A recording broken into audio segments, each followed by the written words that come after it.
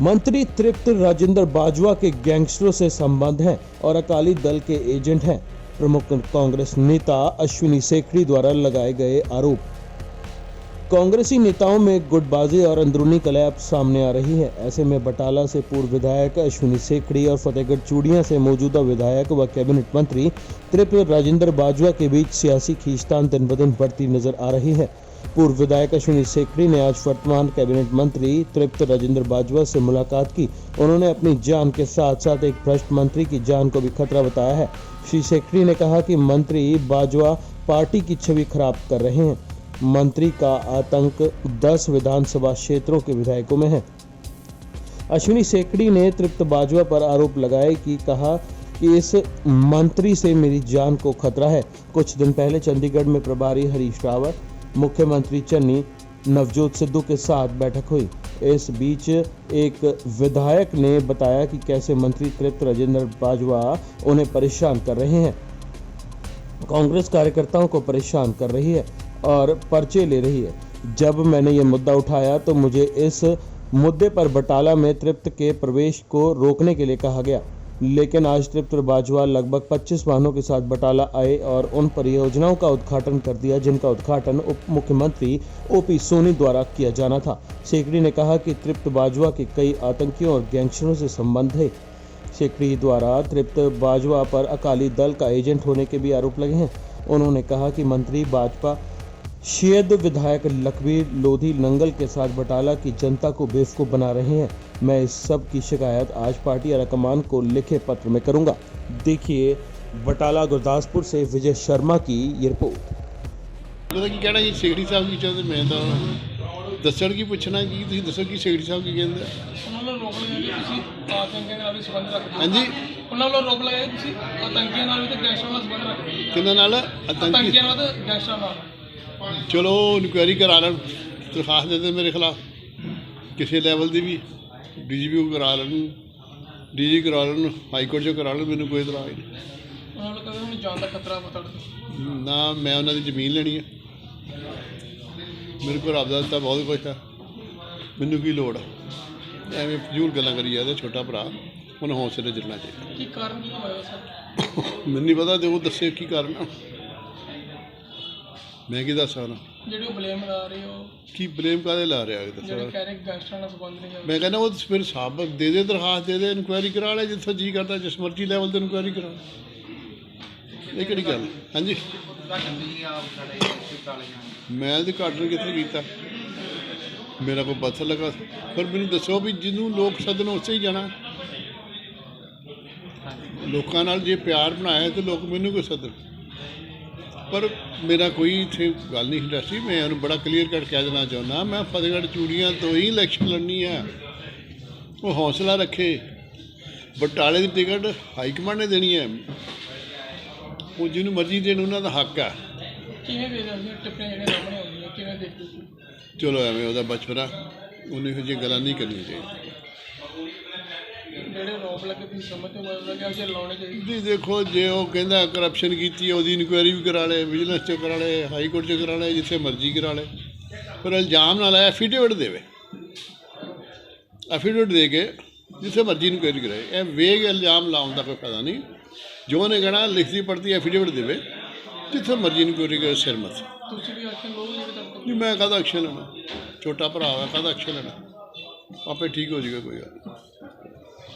Meeting ਤੋਂ ਬਾਅਦ ਇਹ ਫੈਸਲਾ ਹੋ ਗਿਆ ਸੀਗਾ ਕਿ ਕੋਈ ਵੀ ਸ਼ਖਸ, ਕੋਈ ਵੀ ਐਮਐਲਏ, ਐਕਸ ਐਮਐਲਏ, ਮਿਨਿਸਟਰ ਇੱਕ ਦੂਜੇ ਦੀ ਕੌਂਸਟੀਟਿਊਂਸੀ 'ਚ ਦਖਲ ਨਹੀਂ ਦੇਗਾ। ਸਾਰੇ ਆਪਣੀ ਆਪਣੀ ਕੌਂਸਟੀਟਿਊਂਸੀ 'ਚ ਕੰਮ ਕਰਨ। ਔਰ ਮੈਂ ਜਦੋਂ ਮੁੱਦਾ ਜਨਰਲ ਸੈਕਟਰੀ ਇੰਚਾਰਜ ਹਰੀਸ਼ ਜੀ ਨਾਲ ਔਰ ਚੰਨੀ ਸਾਹਿਬ ਨਾਲ, ਮੁੱਖ ਮੰਤਰੀ ਸਾਹਿਬ ਨਾਲ ਉਠਾਇਆ, ਅਤੇ ਉਹਨਾਂ ਨੇ ਕਿਹਾ ਬਿਲਕੁਲ ਤੇਰੇ ਦਖਲ 'ਤੇ ਦਖਲ ਨਹੀਂ ਦਿੱਤਾ ਜਾਏਗਾ। ਉੱਥੋਂ ਸੀਟ ਜਿਹੜੀ ਦਿੱਤੀ ਜਾਣੀ ਹੈ ਹਿੰਦੂ ਕਮਿਊਨਿਟੀ ਦੇ ਕਿਸੇ ਲੀਡਰ ਨੂੰ ਦਿੱਤੀ ਜਾਣੀ ਹੈ। ਇਹ ਫੈਸਲਾ ਹੋ ਚੁੱਕਾ ਪਾਰਟੀ ਦਾ। ਔਰ ਤੁਸੀਂ ਜਾ ਕੇ ਆਪਣਾ ਕੰਮ ਕਰੋ, ਜੋ ਲੋਕ ਕਹਿਣਗੇ ਆਪਾਂ, ਜੋ ਵਰਕਰ ਕਹਿਣਗੇ ਆਪਾਂ ਉਸ ਹਿਸਾਬ ਨਾਲ ਇੱਥੇ ਚੁਣਾਵ ਲੜਾਵਾਂਗੇ। ਸੋ ਮੈਂ ਤਾਂ ਭਾਈ ਪਾਰਟੀ ਦੇ ਡਿਸਿਪਲਿਨ ਦੇ ਵਿੱਚ ਰਹਿ ਕੇ ਕਿਤੇ ਕੋਈ ਗੱਲ ਨਹੀਂ ਕੀਤੀ, ਪਰ ਅੱਜ ਮਜਬੂਰ ਹੋ ਗਿਆ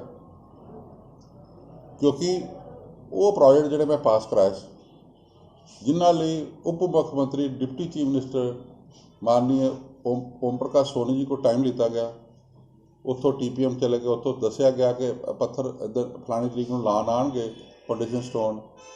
ਉਹ ਅੱਜ ਆ ਕੇ ਇਹ ਮੰਤਰੀ ਜਿਹੜੇ ਨੇ ਸਰਦਾਰ ਤ੍ਰਿਪਤਜਿੰਦਰ ਸਿੰਘ ਜੀ ਬਾਜਵਾ, ਉਹਨਾਂ ਨੇ ਆ ਕੇ ਅੱਜ 2 ਜਗ੍ਹਾ ਦੇ ਉੱਤੇ ਨੀਂਹ ਪੱਥਰ ਰੱਖੇ। ਉੱਥੇ ਅਫਸਰ ਇੱਕ ਹੈ ਉਹਨਾਂ ਦਾ, ਇੱਕ ਉਹਦਾ ਨਾਮ SDO ਜਿਹੜਾ ਹੈ, ਕੀ ਨਾਮ SDO ਦਾ ਬੇਟੇ?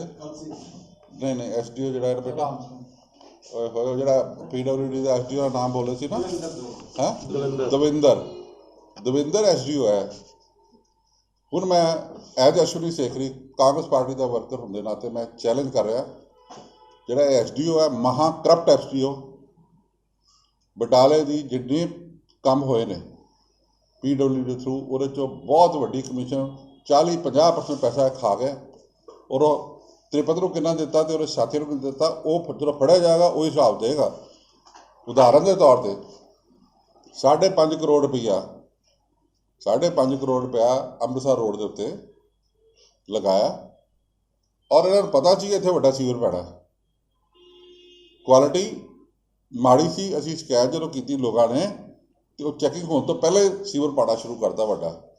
ਅਤੇ ਜਿਹੜੀ ਰਹਿ ਗਈ ਸੜਕ, ਉਹ ਤੁਹਾਡੇ ਸਾਹਮਣੇ ਜਾ ਕੇ ਤੁਸੀਂ, ਮੈਂ ਤੁਹਾਨੂੰ ਦਿਖਾਉਣਾ ਚਾਹੁੰਦਾ, ਫੋਟੋਆਂ ਖਿੱਚੀਆਂ ਗਈਆਂ, ਉਹ ਸੜਕ ਟੁੱਟੀ ਪਈ ਹੈ।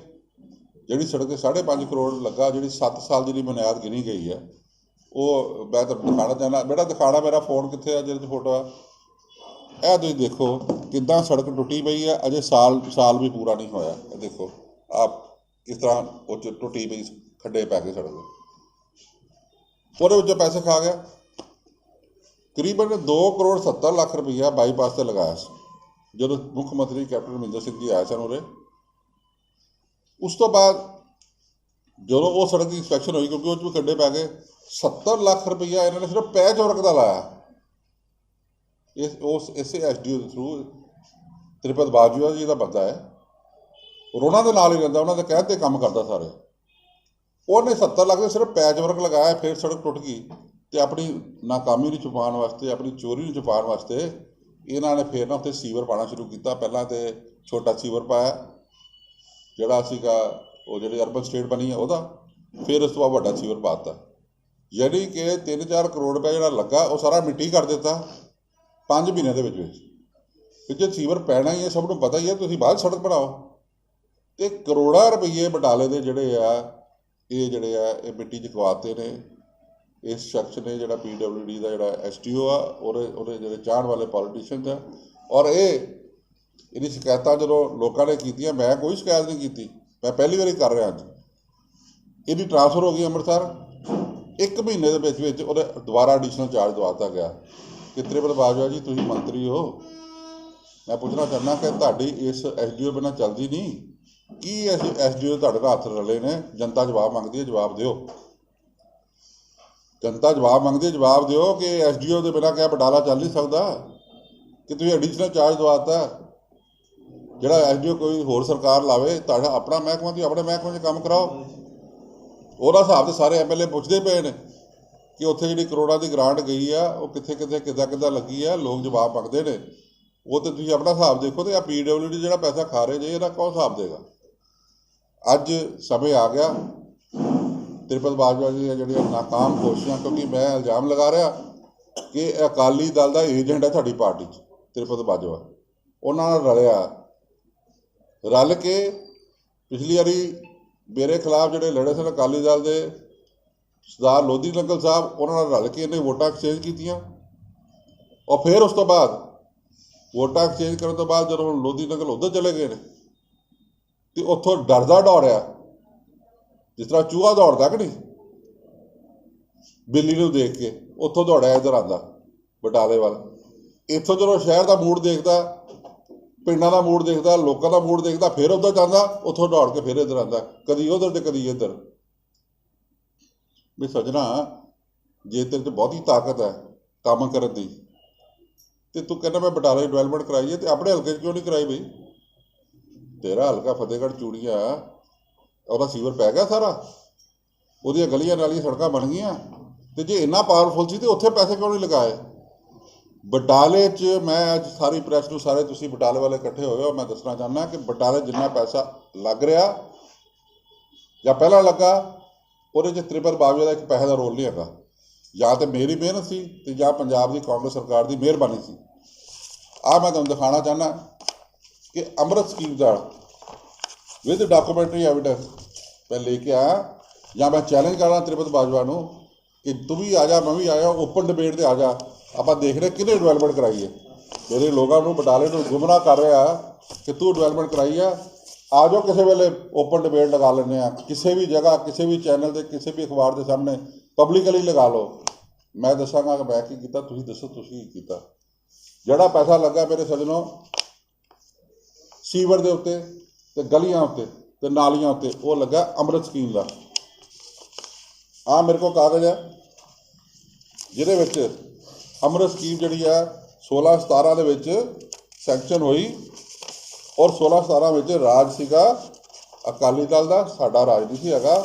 ਉਦੋਂ ਮੈਂ ਵਿਧਾਨ ਸਭਾ 'ਚ ਇਹਨਾਂ ਦੇ ਸਾਹਮਣੇ, ਇਹ ਵੀ ਉੱਥੇ ਸਨ, ਮੈਂ ਉੱਥੇ ਭਾਈ ਸਾਹਿਬ ਇਹ ਸੈਂਕਸ਼ਨ ਕਰਾਈ ਸਕੀਮ, ਔਰ ਉਹ ਸਕੀਮ 'ਚ ਪੈਸੇ ਜਿਹੜੇ ਸੈਂਕਸ਼ਨ ਹੋਏ, ਔਰ ਇਹ ਰੁਪਈਆ ਜਿਹੜਾ ਵਾ ਇੱਥੇ ਲੱਗ ਰਿਹਾ। ਦਿਸ ਆਰ ਆਲ ਡਾਕੂਮੈਂਟਰੀ ਐਵੀਡੈਂਸ। ਇਹ ਦੇਖੋ ਡੇਟਾ ਪਈ ਆ ਕਦੋਂ ਸਕੀਮ ਸੈਂਕਸ਼ਨ ਹੋਈ ਸੀ। ਇਹ ਦੇਖੋ ਸਨ 2063 ਪਈ ਹੈ 25/6/2017।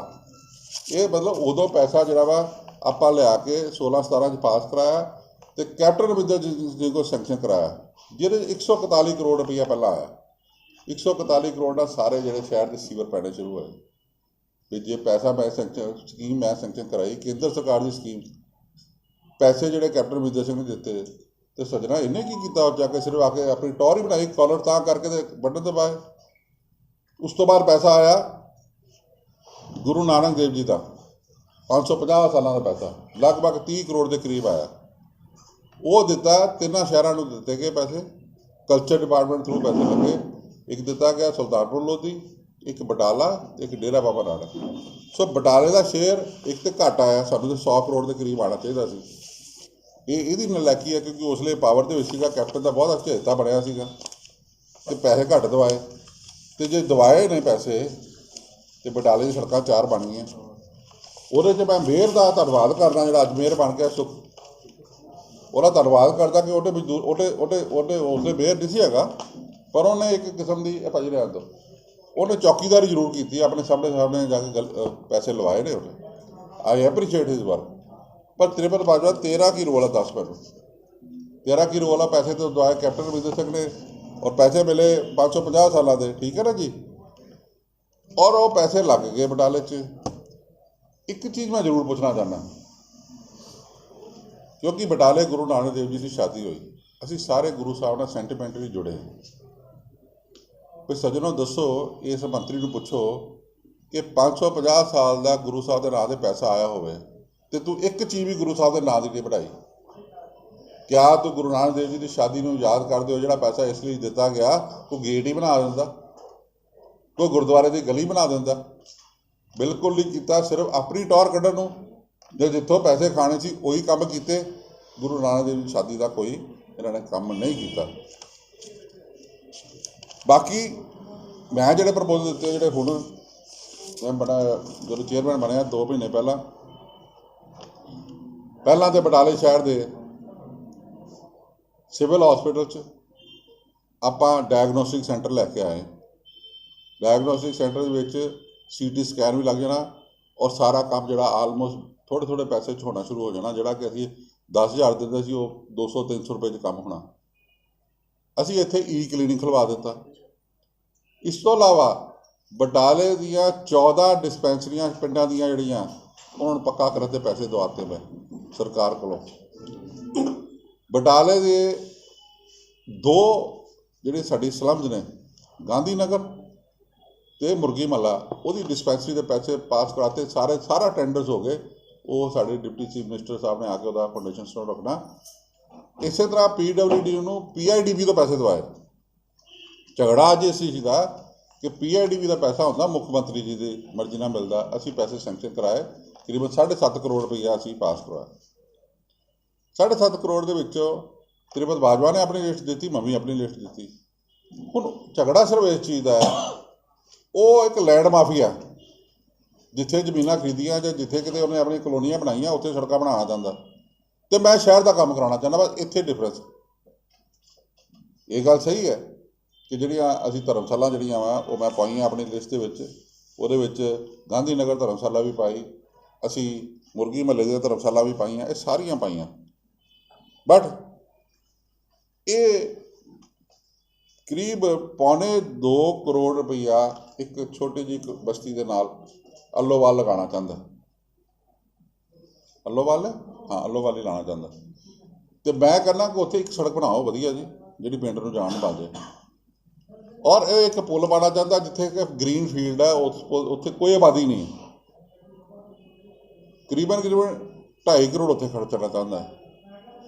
ਮੇਰਾ ਡਿਫਰੈਂਸ ਆਫ ਓਪੀਨੀਅਨ ਹੈ ਕਿ ਮੇਰੇ ਗੁਰੂ ਨਾਨਕ ਦੇਵ ਜੀ ਦੀ ਸ਼ਾਦੀ ਜਿਨ੍ਹਾਂ ਗਲੀਆਂ 'ਚ ਹੋਈ, ਸਾਡੀ 70% ਸ਼ਹਿਰ ਦੀ ਆਬਾਦੀ ਉੱਥੇ ਰਹਿੰਦੀ ਹੈ। ਮੈਂ ਕਹਿੰਦਾ ਉਹ 3.5 ਕਰੋੜ ਰੁਪਈਆ ਜੇ ਸੜਕ ਬਣਾਓ ਅੱਲੋਵਾਲ ਦੀ, ਪਰ ਬਾਕੀ ਜਿਹੜਾ ਪੈਸਾ ਵਾ ਉਹ 3.5 ਕਰੋੜ ਰੁਪਈਆ ਅਸੀਂ ਬਟਾਲਾ ਦਾ ਹੈਰੀਟੇਜ ਸਿਟੀ ਬਣਾਈਏ। ਉਹਨਾਂ ਗਲੀਆਂ ਜਿੱਥੇ ਗੁਰੂ ਸਾਹਿਬ ਗਏ, ਸ਼ਾਦੀ ਹੋਈ, ਗੁਰਦੁਆਰਾ ਡੇਰਾ ਸਾਹਿਬ, ਗੁਰਦੁਆਰਾ ਕੰਧ ਸਾਹਿਬ, ਕਾਲੀ ਮਾਤਾ ਦਾ ਮੰਦਿਰ, ਉਹ ਪੂਰੇ ਸ਼ਹਿਰ 'ਚ ਅਸੀਂ ਜਿਹੜੀ ਆਪਣੀਆਂ ਗਲੀਆਂ ਵਿੱਚ ਨਾਲੀਆਂ ਸਾਰੀਆਂ ਅੰਡਰਗਰਾਊਂਡ ਕਰ ਦਈਏ ਔਰ ਉੱਥੇ ਟਾਈਲਾਂ ਉੱਦਾਂ ਲਾਈਏ ਜਿਸ ਤਰ੍ਹਾਂ ਹਰਿਮੰਦਰ ਸਾਹਿਬ ਦੇ ਆਸ-ਪਾਸ ਜਿਹੜੀ ਬਣੀ ਹੈ ਗਲਿਆਰਾ ਬਣੇ। ਸ਼ਹਿਰ ਨੂੰ ਬਿਊਟੀਫੁਲ ਬਣਾਈਏ ਔਰ 4 ਉੱਥੇ ਜਿੱਥੇ ਕਿਤੇ ਗੇਟ, ਜਿਸ ਤਰ੍ਹਾਂ ਹਾਥੀ ਗੇਟ ਆ, ਉੱਥੇ ਵਧੀਆ ਗੇਟ ਗੁਰੂ ਸਾਹਿਬ ਦੇ ਨਾਂ ਬਣੇ। ਸੀਵਰ ਜਿਹੜੇ ਨੇ ਉਹ ਠੀਕ ਹੋ ਜਾਣ। ਇੱਥੇ ਡਿਫਰੈਂਸ ਆਫ ਓਪੀਨੀਅਨ ਆ। ਉਹ ਕਹਿੰਦਾ ਹੈ ਕਿ ਮੈਂ ਸੜਕ ਬਣਾਉਣੀ ਉੱਥੇ ਜਿੱਥੇ ਕੋਈ ਨਹੀਂ ਰਹਿੰਦਾ, ਜਾਂ ਮੈਂ ਪੁੱਲ ਪਾਉਣਾ ਜਿੱਥੇ ਕੋਈ ਨਹੀਂ ਰਹਿੰਦਾ। ਮੈਂ ਕਹਿੰਦਾ ਮੈਂ ਸ਼ਹਿਰ 'ਚ ਪੈਸੇ ਲਵਾਉਣਾ। ਇਹੋ ਇੱਕ ਡਿਫਰੈਂਸ ਹੈ। ਮੇਰੇ ਕੋਲ ਲਿਸਟਾਂ ਪਈਆਂ, ਡਾਕੂਮੈਂਟਰੀ ਐਵੀਡੈਂਸ ਹੈ। ਸੋ ਤ੍ਰਿਪਤ ਬਾਜਵਾ ਜੀ, ਬਟਾਲੇ ਨੂੰ ਤੁਹਾਡੇ ਤੋਂ ਵੱਧ ਮੈਂ ਸਮਝਣਾ। ਮੈਨੂੰ ਆਪਣਾ ਕੰਮ ਕਰ ਲੈਂਦੇ ਦਿਓ। ਰਾਜ ਤਾਂ ਤੁਸੀਂ ਕੀਤਾ, ਮੈਨੂੰ ਮਜ਼ਦੂਰੀ ਕਰ ਲੈਂਦੇ ਦਿਓ। ਉਹਨਾਂ ਲੋਕਾਂ ਨੂੰ ਜਿਨ੍ਹਾਂ ਦੇ ਘਰਾਂ ਦੇ ਵਿੱਚ ਅੱਜ ਡੇਂਗੂ ਫੈਲਿਆ ਦਾ, ਉਹ ਤਾਂ ਤੁਸੀਂ ਹਾਲ ਪੁੱਛਣ ਗਏ ਨਹੀਂ, ਪਰ ਉਹਨਾਂ ਦੇ ਗਲੀਆਂ ਦੇ 'ਚ ਮੈਂ ਸਫਾਈ ਕਰਨਾ ਚਾਹੁੰਦਾ ਅਤੇ ਮੈਨੂੰ ਤਾਂ ਕਰ ਲੈਂਦੇ। ਪੈਸਾ ਸਰਕਾਰ ਨੇ ਦਿੱਤਾ, ਤੁਹਾਡਾ ਆਪਣਾ ਤਾਂ ਹੈ ਨਹੀਂ, ਗਵਰਨਮੈਂਟ ਦਾ ਪੈਸਾ। ਇਹ ਦੱਸੋ ਮੈਨੂੰ ਕਿ ਤੁਸੀਂ ਕਿਹੜਾ ਪੈਸਾ ਦਵਾਇਆ। ਜੇ ਪੈਸੇ ਲੱਗੇ ਨੇ ਅੰਮ੍ਰਿਤ ਸਕੀਮ ਦੇ, ਅਸੀਂ ਦਵਾਏ। ਜੇ ਪੈਸੇ PIDP ਦੇ ਆ ਰਹੇ ਨੇ, ਮੈਂ ਸੈਂਕਸ਼ਨ ਕਰਾਏ। ਜੇ ਡਿਸਪੈਂਸਰੀਆਂ ਬਣ ਰਹੀਆਂ, ਉਹ ਅਸੀਂ ਕਰਾਈਆਂ। ਜੇ ਮੇਅਰ ਸਾਹਿਬ ਹੁਣ ਜਾਂ ਸਾਡੇ ਮਿਊਨਿਸਪਲ ਕਾਉਂਸਲਰ ਪੈਸੇ ਲਗਾ ਰਹੇ ਨੇ ਕਾਰਪੋਰੇਸ਼ਨ ਦੇ, ਉਹ ਸਾਡਾ ਹਿੱਸਾ ਜੋ ਕਾਰਪੋਰੇਸ਼ਨ ਦਾ ਬਣਦਾ ਉਹ ਦਵਾਏ। ਤੁਸੀਂ ਦੱਸੋ ਕੀ ਦਿੱਤਾ ਬਟਾਲੇ ਦੇ ਵਿੱਚ, ਜਿਹੜਾ ਇੰਨੀ ਤੁਸੀਂ ਕਾਲਰ ਤਾਂ ਕਰੀ ਜਾਂਦੇ ਹੋ। ਜਿਹੜੇ ਪਿੰਡਾਂ 'ਚ ਗਰਾਂਟਾਂ ਆਈਆਂ ਬਟਾਲੇ ਸ਼ਹਿਰ ਦੇ, ਉਹ ਗਰਾਂਟਾਂ ਉਹਨਾਂ ਦਾ ਹੱਕ ਬਣਦਾ ਸਾਰੇ ਪਿੰਡਾਂ ਨੂੰ ਮਿਲੀ ਅਤੇ ਇਹਨਾਂ ਨੂੰ ਮਿਲੀਆਂ। ਤੁਸੀਂ ਆਪਣੀ ਮਿਨਿਸਟਰ ਦੀ ਡਿਸਕ੍ਰਿਸ਼ਨਰੀ ਗਰਾਂਟ ਜੋ 5 ਰੁਪਏ ਵੀ ਬਟਾਲੇ ਦਿੱਤੇ, ਦੱਸੋ। ਜਾਂ ਤੁਸੀਂ ਕੋਈ ਸਪੈਸ਼ਲ ਸਕੀਮ ਲਿਆਂਦੀ। ਸੋ ਮੰਤਰੀ ਸਾਹਿਬ, ਤੁਸੀਂ ਜਿਹੜਾ ਬਟਾਲੇ ਨੂੰ ਲੁੱਟ ਲਿੱਤਾ, ਚਲੋ ਲੁੱਟ ਲਿੱਤਾ, ਸਾਨੂੰ ਸਾਡੇ ਹਾਲਤ ਛੱਡੋ, ਅਸੀਂ ਆਪਣਾ ਕੰਮ ਕਰੀਏ। 25 ਗੱਡੀਆਂ ਆਪਣੇ ਪਿੰਡਾਂ 'ਚੋਂ ਭਰ ਕੇ ਲਿਆ ਕੇ ਸਾਨੂੰ ਡਰਾਉਣ ਦੀ ਕੋਸ਼ਿਸ਼ ਨਾ ਕਰੋ। ਅੱਜ ਕਾਂਗਰਸ ਪਾਰਟੀ ਦੇ ਪ੍ਰਧਾਨ ਸਾਹਿਬ ਨੂੰ ਔਰ ਜਨਰਲ ਸੈਕਟਰੀ ਇੰਚਾਰਜ ਨੂੰ ਔਰ ਚੀਫ ਮਿਨਿਸਟਰ ਨੂੰ ਮੈਂ ਚਿੱਠੀ ਲਿਖ ਰਿਹਾ ਆਫੀਸ਼ੀਅਲੀ ਕਿ ਇਹ ਪਾਰਟੀ ਦਾ ਇਨਡਿਸਿਪਲਿਨ ਹੈ। ਇਸ ਬੰਦੇ ਨੂੰ ਬਰਖਾਸਤ ਕਰੋ, ਪਾਰਟੀ 'ਚੋਂ ਕੱਢਿਆ ਜਾਵੇ। ਔਰ ਇਹਨੇ ਪਾਰਟੀ ਮੇਰੇ ਸ਼ਹਿਰ 'ਚ ਬੜਾ ਗੰਦ ਪਾਇਆ। ਇਸ ਤਰ੍ਹਾਂ ਦੇ 10-15 MLA ਹੋਰ ਜਿਹੜੇ ਆ ਉਹ ਵਿਚਾਰੇ ਕੁਰਲਾ ਰਹੇ ਨੇ, ਉਹਨਾਂ ਦੀ ਗੱਲ ਨਹੀਂ ਕੋਈ ਸੁਣਦਾ ਪਿਆ। ਇਸ ਬੰਦੇ ਦੀ ਸੋਚ ਦੇ ਖਿਲਾਫ, ਇਸ ਬੰਦੇ ਦੀ ਤਾਲਿਬਾਨੀ ਸੋਚ ਦੇ ਖਿਲਾਫ ਮੈਂ ਆਵਾਜ਼ ਚੱਕੀ ਹੈ। ਬਾਰਡਰ ਤੋਂ ਉੱਠੀ ਹੈ, ਦਿੱਲੀ ਤੱਕ ਜਾਏਗੀ।